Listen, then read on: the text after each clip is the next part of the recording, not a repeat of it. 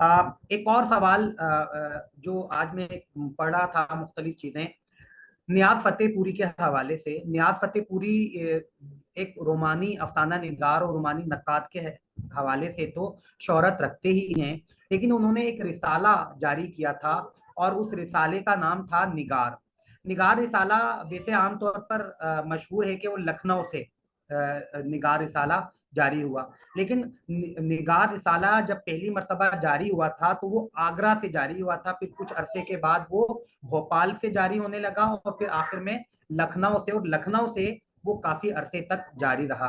تو پہلی مرتبہ نگار رسالہ آگرہ سے جاری ہوا تھا، تو یہ بات بھی یاد رکھنے کی ہے.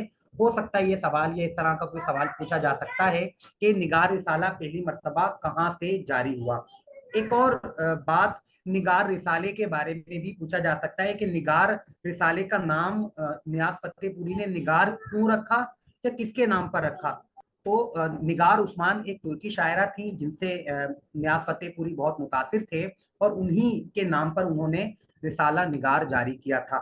اور ساری زندگی تو نیاز فتح پوری ہندوستان میں ہی رہے، لکھنؤ میں زیادہ عرصہ گزارا، اور 1962 میں نیاز فتح پوری کو ہندوستان کا سب سے بڑا اعزاز پدما شری ایوارڈ بھی مل چکا ہے.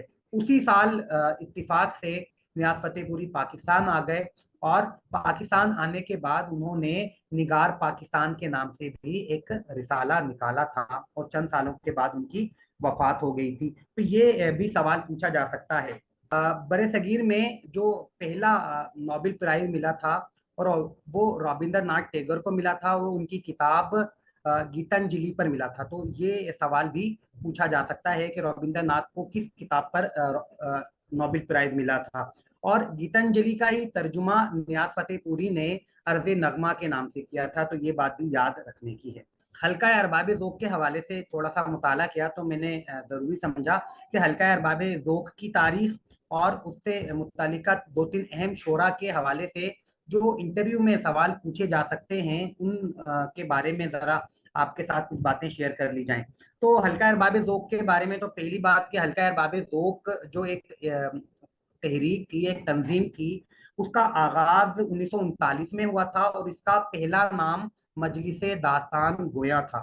ابتدائی طور پر اس میں تابش دہلوی، نسیم حجازی اور چند اور لوگ شامل تھے، اور اس تنظیم کے تحت ابتدائی طور پر نثری مضامین پیش کیے جاتے تھے، لیکن بعد میں قیوم نظر جو ایک شاعر تھے ان کی شمولیت کے بعد اس تنظیم میں شاعری کو بھی جگہ مل گئی، اور پھر ابتدائی 9 مجلسوں یا نشستوں کے بعد مجلس داستان گویا کا نام تبدیل کر کے حلقہ ارباب ذوق رکھا گیا، اور یہ 1939 ہی میں ہو گیا تھا.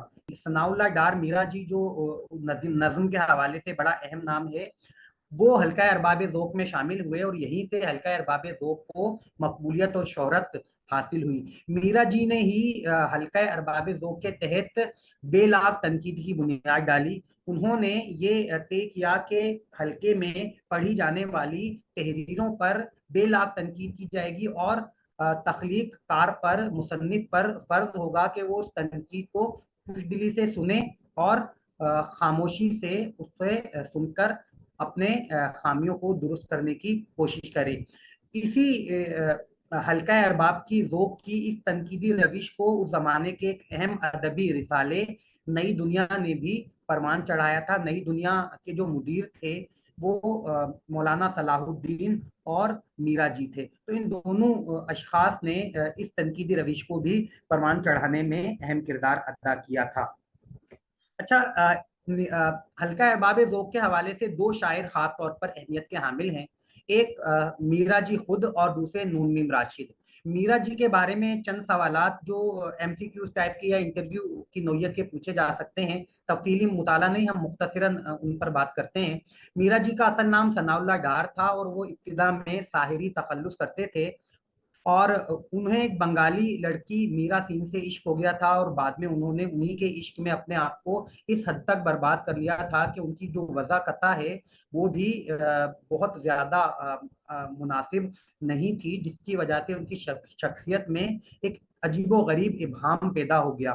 وہ ایک بہت بڑے اور اہم شاعر تھے، تنقید نگار تھے، انگریزی اور مختلف زبانوں کی نظموں کے ترجمے کر چکے تھے، لیکن ان کی شخصیت کی جو عجیب و غریب حیت ہے اس نے ان کی شاعری کو سمجھنے میں لوگوں کو دشواری کا سامنا کرنا پڑا، اور لوگ ان کی شخصیت میں ہی یہ سمجھیے کہ ان کی شخصیت میں ہی الجھ کر رہ گئے، ان کی شاعری کا ویسا مطالعہ نہیں کیا جا سکا جیسا کرنا چاہیے تھا۔ بہرحال ان تمام چیزوں کے باوجود میرا جی کو جدید اردو نظم میں خاص اہمیت حاصل ہے، اور آزاد نظم کے حوالے سے، اور یہ حلقہ ارباب ذوق جو ہے اس نے آزاد نظم کو پروان چڑھانے میں بھی اہم کردار ادا کیا تھا۔ اس سے پہلے جو ترقی پسند شعراء تھے وہ پابند نظم میں اظہار کرتے تھے، لیکن حلقہ ارباب ذوق والوں نے پابند نظم کی جو پابندیاں تھیں اس سے ہٹ کر انفرادی اظہار کو اہمیت دی، اور کہا کہ ہم اظہار میں انفرادی آزادی ہونی چاہیے، اور کوئی شخص قافیہ ردیف کی پابندیوں میں پڑھ کر اپنے اظہار کو نہیں روک سکتا۔ تو یہ کام بھی حلقہ ارباب ذوق کے تحت ہوا تھا۔ تو میرا جی بہت خاص اہمیت کے حامل ہیں، ان کے حوالے سے سوال پوچھے جا سکتے ہیں۔ چند کتابیں جیسے میرا مشرق و مغرب کے نغمے، گیت ہی گیت، اور اسی طرح چند اور کتابیں بھی ان کی ہیں۔ دوسرے شاعر نون میم راشد ہیں۔ نون میم راشد کا اصل نام بھی مختلف کتابوں میں مختلف لکھا ہوتا ہے، لیکن ان کا درست نام نظر محمد راشد تھا، اور وہ نون میم راشد کے نام سے شہرت رکھتے تھے۔ وہ بھی بہت اہم شاعر تھے، اور ان کی جو اہم نظمیں ہیں ان کے نام پوچھے جا سکتے ہیں، ان کی اہم نظموں میں حسن کوزہ گر، اندھا کباڑی، خودکشی، انتقام، اسرافیل کی موت وغیرہ شامل ہیں۔ اس کے علاوہ نون میم راشد وہ پہلے شاعر ہیں کہ جنہوں نے اردو میں آزاد نظم کا پہلا مجموعہ مرتب کیا ماورا کے نام سے، اور اس کے علاوہ جو دیگر ان کی کتابیں ہیں ان میں ایران میں اجنبی، لا انسان اور گمان کا ممکن شامل ہے۔ تو ان کی کتابوں کے نام بھی پوچھے جا سکتے ہیں۔ اور نون میم راشد اقوام متحدہ کے مختلف شعبوں سے وابستہ رہ کر پوری دنیا میں گھومے پھرے، اور اس حوالے سے بھی انہیں شہرت حاصل ہے۔ تیسرے شاعر جو زمانے کے جدید یا آزاد نظم کے حوالے سے شہرت رکھتے ہیں وہ مجید امجد ہیں۔ مجید امجد کا تعلق کسی خاص تحریک سے تو نہیں، لیکن آزاد نظم کے حوالے سے ان کا نام اہمیت کا حامل ہے۔